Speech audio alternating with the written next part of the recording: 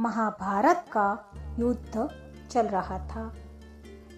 चारों ओर शंखनाद और युद्ध की भयानक आवाजें गूंज रही थी। उसी युद्ध भूमि में एक युवा वीर था, अभिमन्यु, जिसकी उम्र भले ही कम थी, लेकिन उसका साहस किसी महान योद्धा से कम नहीं था।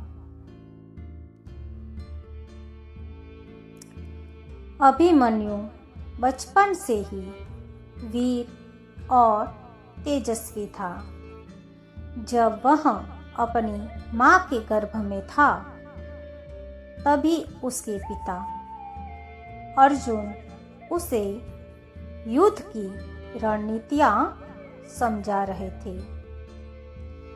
उसी समय उसने चक्रव्यूह में प्रवेश करना सीख लिया, लेकिन बाहर निकलने का तरीका पूरी तरह नहीं जान पाया। समय बीता और महाभारत का युद्ध शुरू हुआ। एक दिन कौरवों ने एक भयंकर चक्रव्यूह रचा, जिसे तोड़ना बहुत कठिन था। उस समय अर्जुन युद्ध भूमि में मौजूद नहीं थे और पांडव सेना में कोई भी ऐसा योद्धा नहीं था जो इस व्यूह को भेद सके। तभी अभिमन्यु आगे आया और उसने कहा कि वह चक्रव्यूह को तोड़ सकता है। सभी जानते थे कि वह अंदर जाना जानता है, लेकिन बाहर निकलना नहीं। फिर भी धर्म और कर्तव्य के लिए उसने बिना डरे युद्ध भूमि में प्रवेश किया। अभिमन्यु ने अकेले ही चक्रव्यूह को तोड़ दिया और अंदर प्रवेश करते ही उसने अद्भुत पराक्रम दिखाया।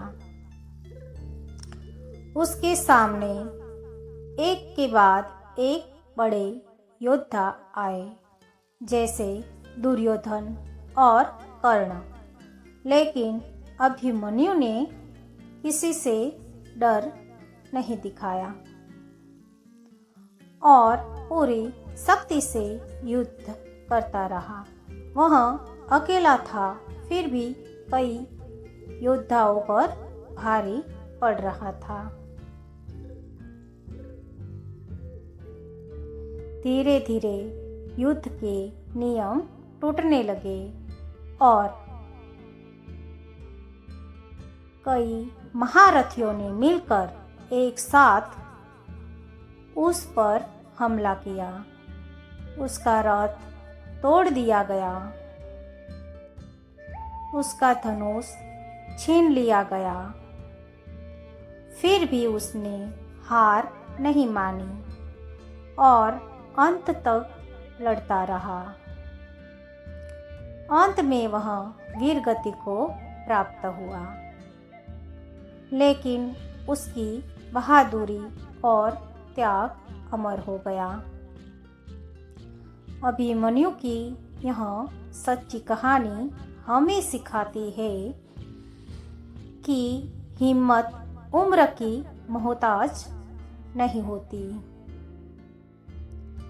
सच्चा योद्धा वही होता है जो आखिरी सांस तक लड़ता है और धर्म के लिए किया गया बलिदान हमेशा अमर हो जाता है। अभिमन्यु हार कर भी जीत गया, क्योंकि उसने कभी हार मानना नहीं सीखा।